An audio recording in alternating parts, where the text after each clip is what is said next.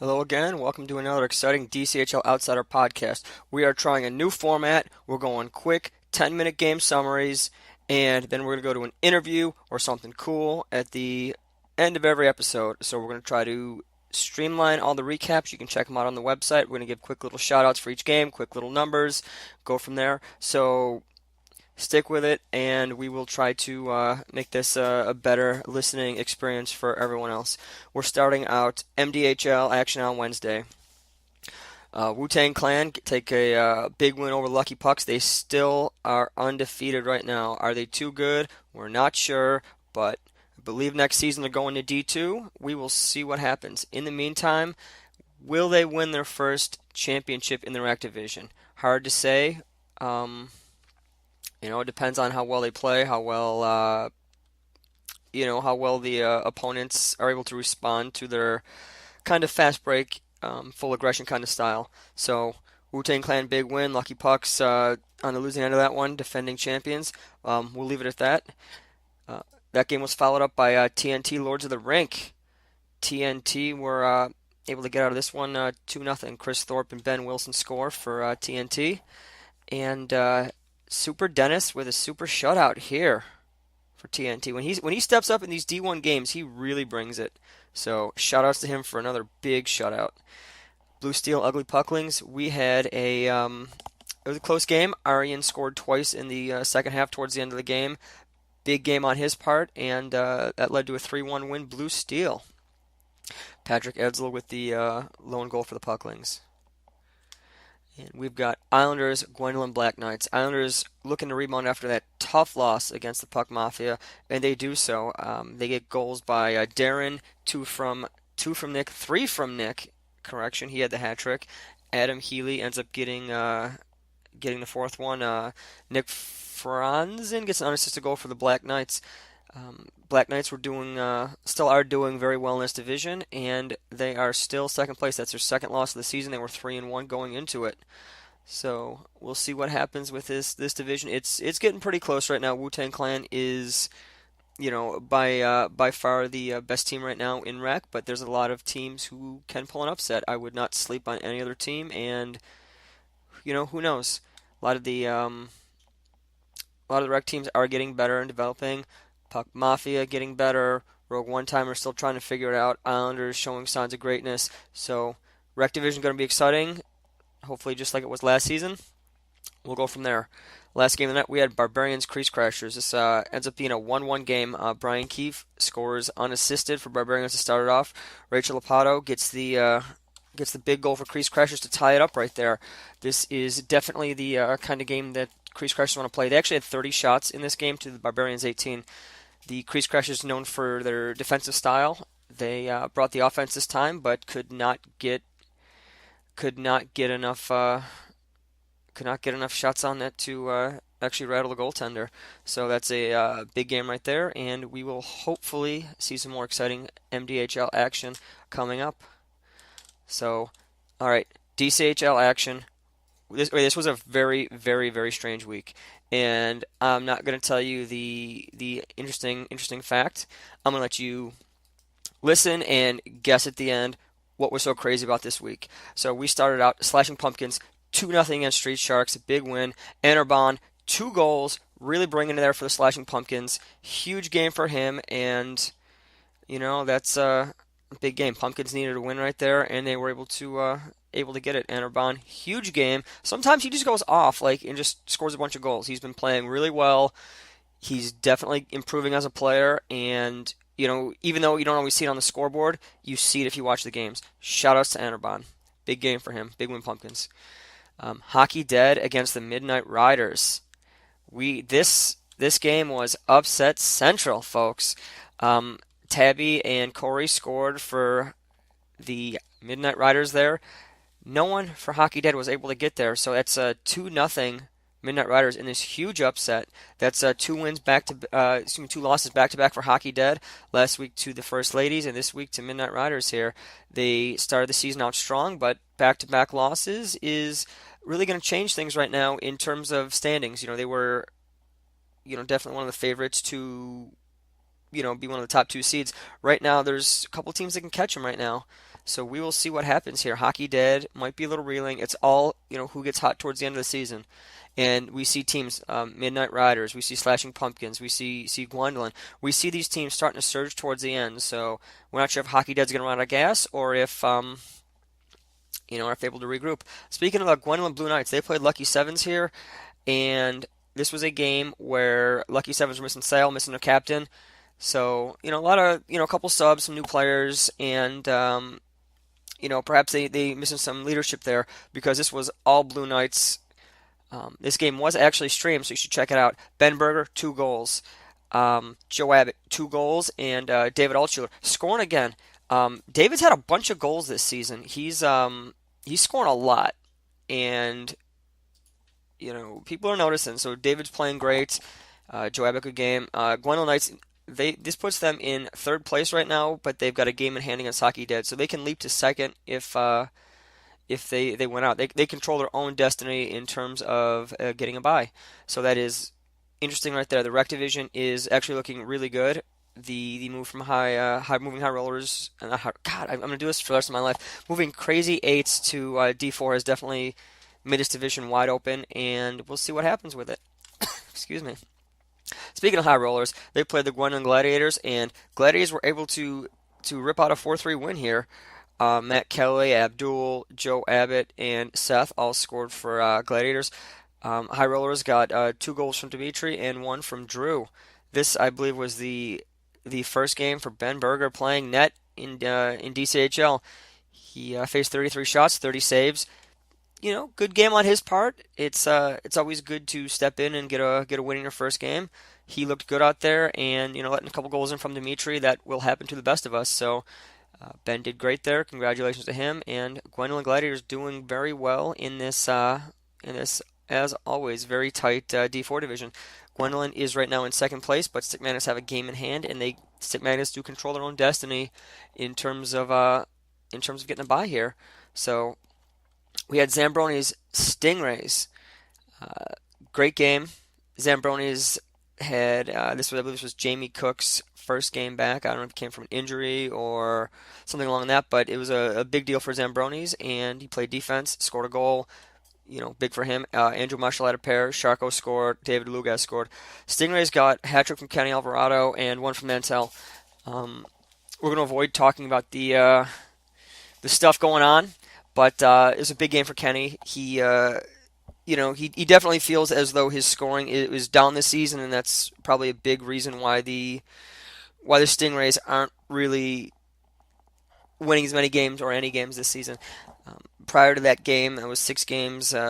6 games, Kenny Alvarado had 1 goal, 1 assist, and that is not the kind of production you would expect out of him. So, maybe getting Kenny on track with a game like this is going to build some confidence, and we'll see what happens. I can't count the Stingrays out. You never know. At any time, that team can just turn it on, and I would watch out. So, big win for Zambroni's. They kind of here and there struggling to kind of get some wins. They're 2-4-2. A lot of their losses are 1-goal games, and I feel like this team is so close. And maybe getting Jamie Cook back or Jamie Cook to start is going to be enough to maybe push them over the edge. So you never know. It's a good game for them, good return for Jamie, and that's this might be a turning point for Zambroni's. We will see. So we had the much-awaited rematch between the Gwendolyn Arabian Nights and the Goonies here. Gwendolyn lost a 2-1 game to them earlier on, first week of the season. Big statement for them, and went for the rematch. This was all Goonies all day. Goonies got 4 different scorers: Austin, Casey, Chris Winkler, and Rachel all scored. Rachel scored on Wednesday. Had a goal here for Goonies. She's starting to. She's always bringing it, but this was a good week for her on the scoreboard. Arabian Nights could not get enough shots. They were definitely struggling a little bit. From my perspective, it looked like they were throwing a couple too many no-look passes. They were getting a little loose with the ball right there, and I think if they tighten it up, they kind of relax a little bit, I think they'd be all right. It's you get a little sloppy with that. Teams will capitalize, and that's what happened. So I think Arabian Nights have a lot to work with, and I'm still excited to see their development. However, for anyone listening, please, please, please, if you throw a no-look pass, you better be 100% sure that that's going to get to your target and doesn't get picked off, because there's nothing as disheartening as throwing a no-look pass and having it picked off. Your teammates just feel awful. You should feel awful. It's a real momentum changer. If you're unsure, hold it, carry it, dump it, throw it in your own corner if you have to. Just never a no-look pass. Very rarely do they work out, and more often than not, they punish you big time. So that's a quick little little further reminder there. So we had Goonies were going back to back here. They played IPA in the second game. IPA jumped out to a quick start. Justin scored. Then Goonies brought it. Casey, Arian right there. So hat trick for Arian. That was a big game for him. So Goonies were able to show that they can do back to back, and this was a good game though. So I don't I wouldn't worry if I were IPA right there. They put up a good fight. Goonies did their job though, closed it out as they're expected to do. So we will see if the Goonies can keep it up, and we will see how this D3 division shapes up as the season comes to an end. First Ladies Shangri-La here. We had Laura for First Ladies ended up I believe she had what, 2 goals? She had 2 goals, and Casey had 2 goals as well. Shangri-La got blanked right there. Definitely still trying to figure it out right now. I think the team's taking a bit of a step back with some of their players kind of bouncing around and things like that. I think the team could definitely probably use Suds back behind the bench to kind of help calm things down and maybe get the team back on track. So I would definitely suggest that Suds steps behind the bench again, tries to get the team working out of their funk right now. The team showed a lot of they showed some flashes of greatness last season. They were a real contender, and fingers crossed that they can right this ship. I wouldn't be worried either way. First Ladies are in fact leading the D4 division, and we will see what happens right now. Stick Magnets are able to catch them with a win though. So First Ladies, I believe they do control their own destiny as well. I mean, they'll control their own destiny in terms of having a bye. Whether or not they get first place, that's a different story. So we will see what happens. D2 action, Youngbloods Yager Bombs right here. This was a great game for Youngbloods right here. Yager Bombs ended up getting a 3-2 win. Youngbloods played tight the entire game. They were ahead for a while. JP had a sick move. He broke out some of the sickest handles I've ever seen. He made me just shocked. It was great patience. Went in between someone's legs, went around, juked Kevin Shea and beat him. That was a huge goal for Yager Bombs. But Youngbloods playing really good lately. I gotta say, major shout outs to actually Nick Brown. The last couple games, Nick Brown has really upped his game. He's playing great. He's seeing the floor a little bit better. He's making some good passing, great decisions. So Youngblood's looking really good right now. They're so close to turning that corner right there. They could have upset Yager Bombs right there.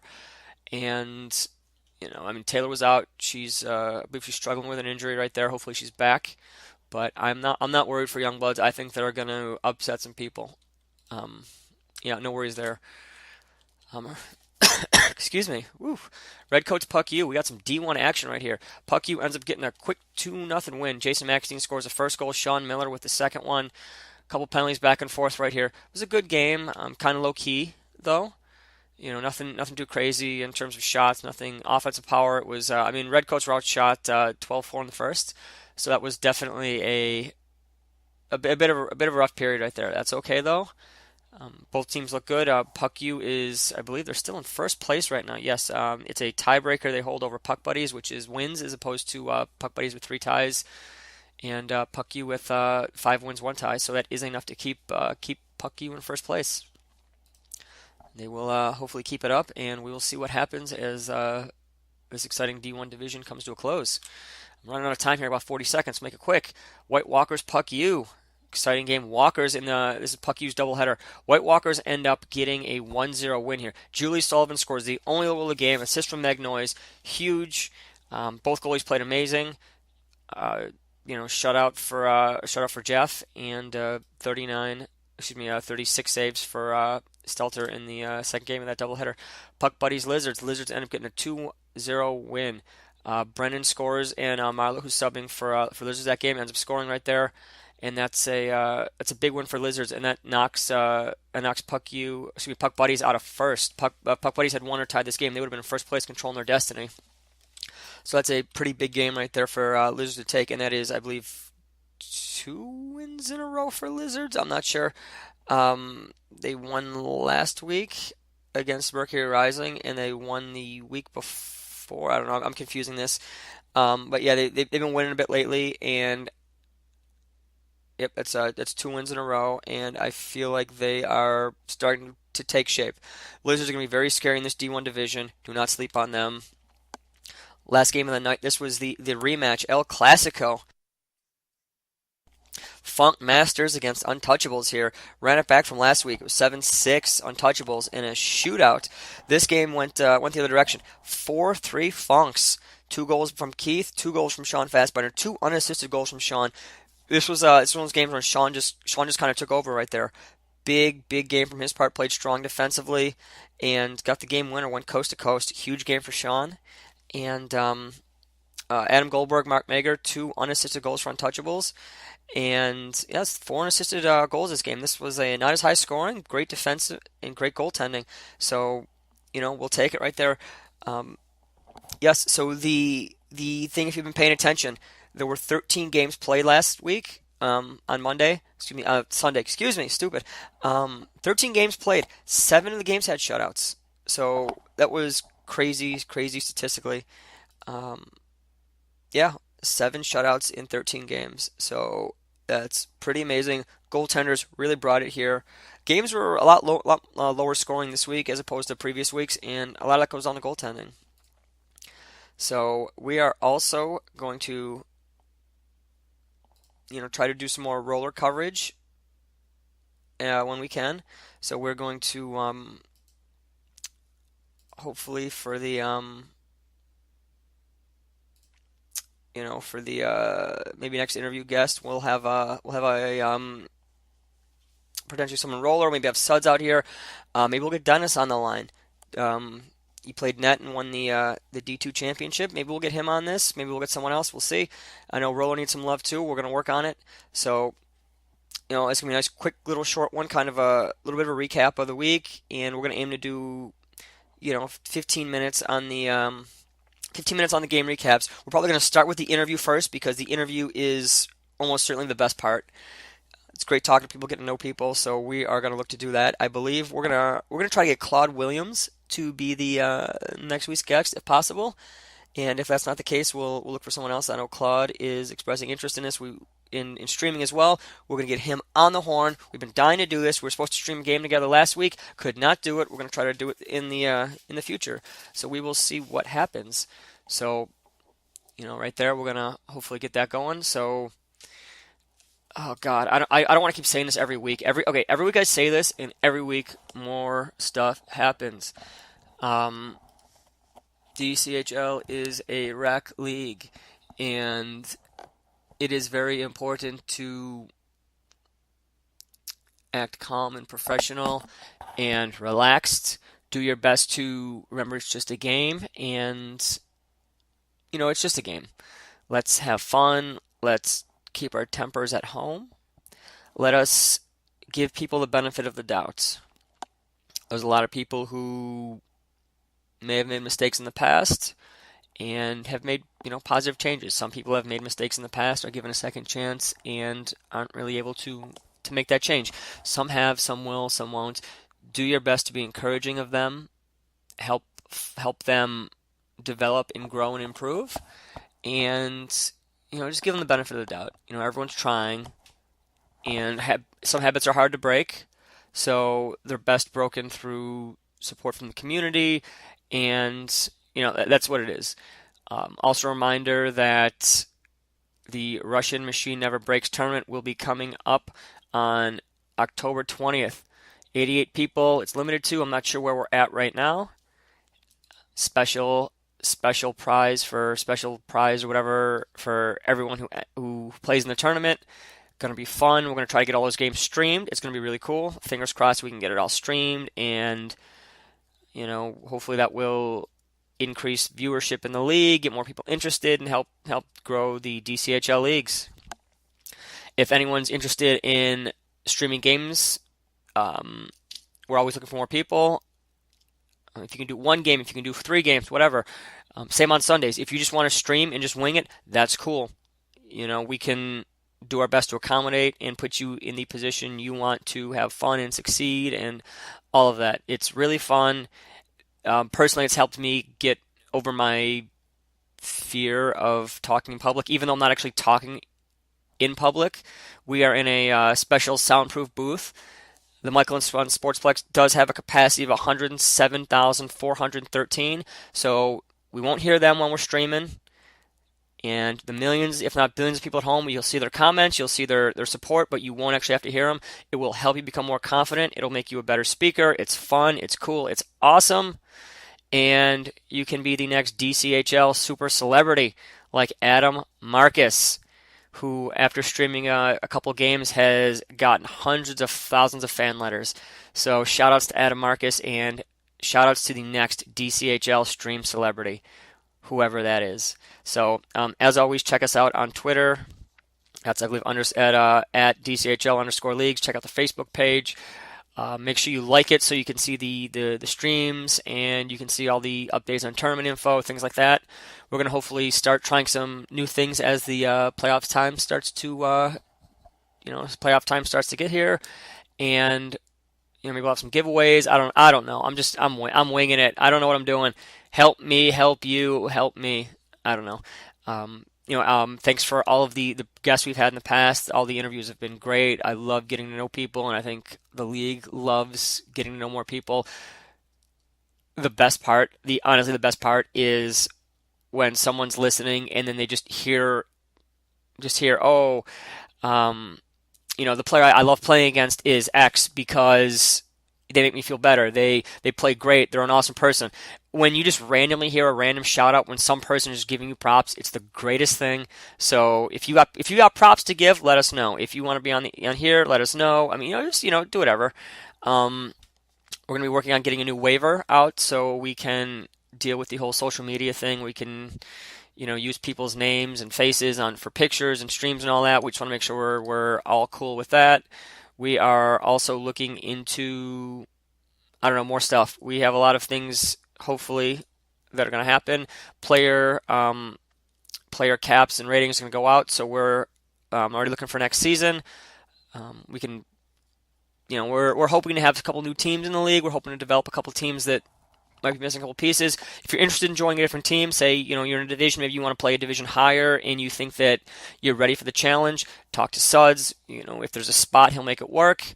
And if not, we will hopefully put everyone in the best position to have fun and succeed and grow and develop and get exactly what they want out of the leagues. So this is a quick little podcast. We're going to try to keep them short in the future.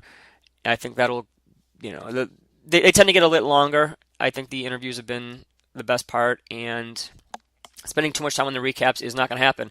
So we are going to make them better. We are going to do so much more to get everyone involved and all that stuff. So as always, thank you so much for listening. Thank you for the support. Thank you for all that. But I am going to give 3 random shout-outs before I go. We are going IPA. I know the team's having some roster issues right now. I know Carlos is out with an injury. Sean's out with an injury.